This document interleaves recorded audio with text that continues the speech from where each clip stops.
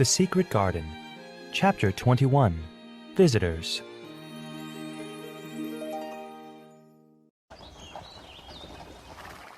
That afternoon, Dr. Craven came to see Colin.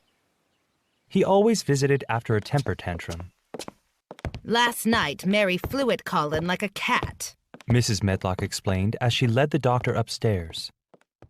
She stamped her feet and ordered him to stop screaming. Somehow, she startled him so that he stopped.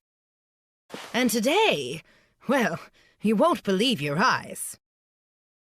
In Colin's room, he and Mary were talking and laughing over a book.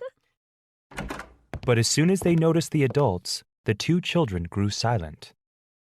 "I'm sorry to hear you're ill, my boy," said Dr. Craven. I'm much better now. I'm going out in my wheelchair soon, if the weather is good. I want some fresh air.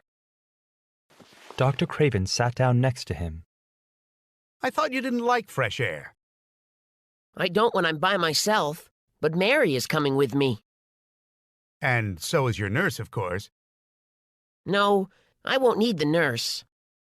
Colin sounded like a Rajah again.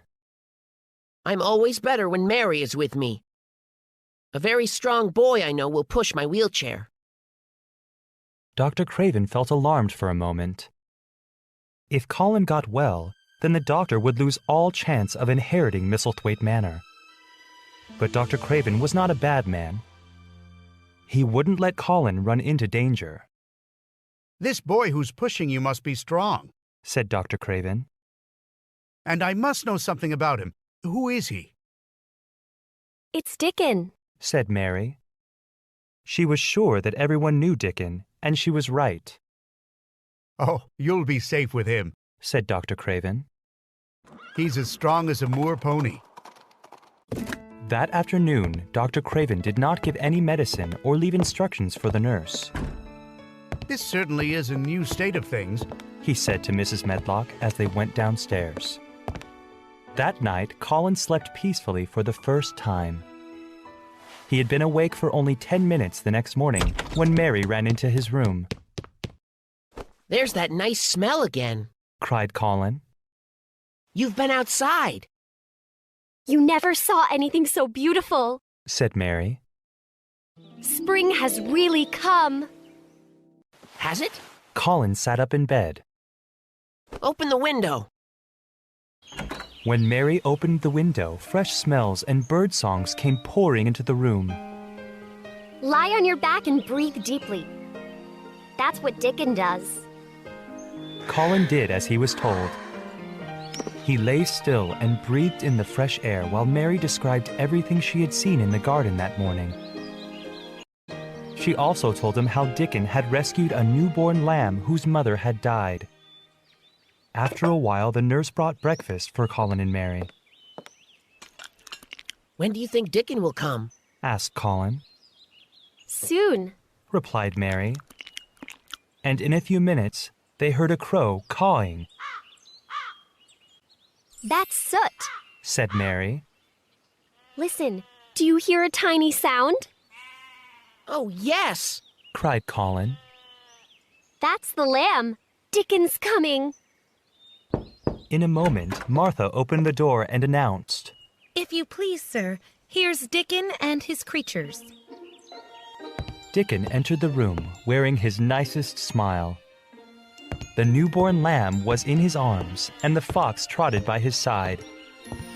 Nut sat on one shoulder and Soot on the other. Shell's head peeped out of his coat pocket. Colin sat up slowly and stared. He had never seen anyone like this. He didn't know what to say. But Colin's behavior did not make Dickon feel shy or awkward. Wild creatures always stared at him until they knew him. He walked over to the sofa and laid the lamb on Colin's lap. The lamb began to butt its head against Colin's side. What is it doing? Asked Colin. It wants its mother. I brought it to you a bit hungry because I knew you'd like to see it feed. Dickon knelt by the sofa and took a bottle out of his pocket. Colin watched in amazement. while Dickon fed the lamb and told them how he'd discovered it on the moor. I heard a weak cry, but couldn't find it. At last I spotted a bit of white near a rock. As Dickon talked, soot flew in and out of the window.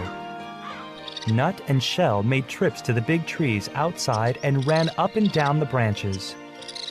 Captain curled up near Dickon after the lamb fell asleep.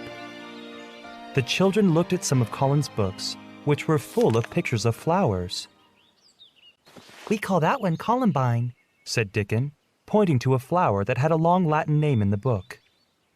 There are big clumps of columbine in the garden. They'll look like a bed of blue and white butterflies when they're blooming. I'm going to see them. Colin said firmly. Mary nodded solemnly. Yes, yes, you are. She said.